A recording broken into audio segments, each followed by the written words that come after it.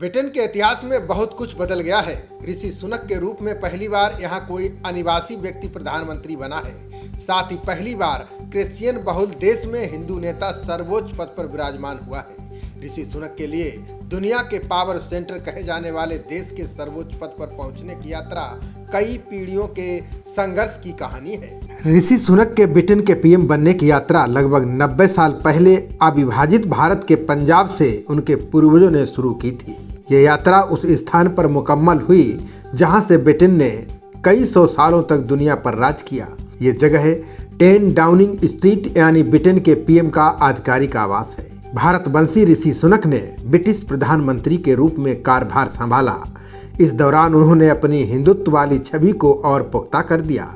जब वे प्रधानमंत्री के आधिकारिक आवास 10 डाउनिंग स्ट्रीट में अधिकारियों के साथ बैठक करने पहुंचे तो उनके हाथों पर कलाबा बंधा हुआ था। ये कलाबा हिंदू धर्म के प्रतीक चिन्हों में से एक है।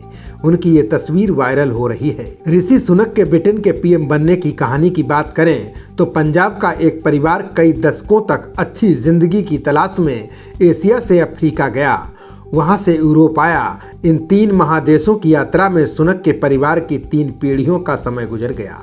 तब ऋषि सुनक को ब्रिटेन के प्रधानमंत्री का ताज मिला है। ऋषि सुनक का जन्म 12 मई 1980 को ब्रिटेन के साउथहैम्पटन में हुआ था।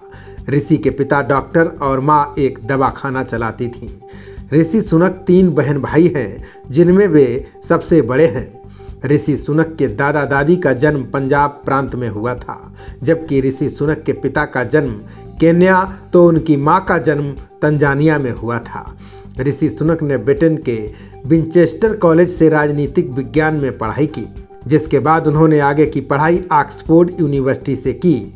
ऑक्सफोर्ड में ऋषि सुनक ने फिलॉसफी और इकोनॉमिक्स को पढ़ा। इसके बाद ऋषि सुनक ने अमेरिका के स्टैनफोर्ड कॉलेज से MBA भी किया।